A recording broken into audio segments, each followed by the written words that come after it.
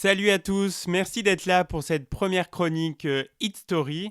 J'espère que vous serez nombreux à m'accompagner chaque jour autour des tubes qui ont fait l'histoire de la musique. Aujourd'hui, j'ai choisi de vous parler d'un des tubes de mon adolescence qui a certainement marqué un grand nombre d'entre vous également. On est à l'été 1994 quand explose Je danse le Mia, le titre du groupe marseillais IAM.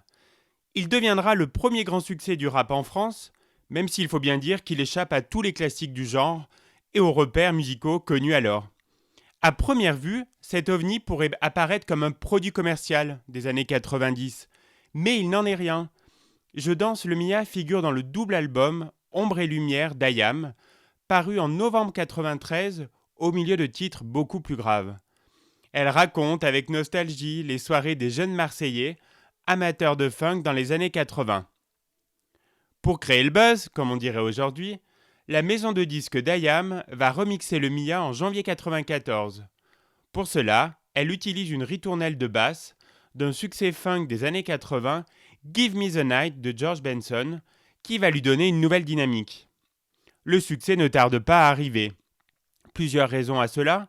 Tout d'abord l'omniprésence de la basse funky, ensuite la forme narrative et l'accumulation des expressions marseillaises, comme en ouverture avec Tu es fada, je crains des gueux. Enfin, l'évocation d'une génération et de ses codes, avec Stan Smith, Survêtement Taquini, Pioneer ou Starsky et Hutch. Il y a aussi tout un fourmillement de choses qui agrémentent le morceau, mais qui ne s'entendent pas à la première écoute. Qui parmi vous avait entendu le sample du Marius de Pagnol, par exemple? Et puis comment ne pas évoquer le clip, qui a grandement contribué au succès de la chanson.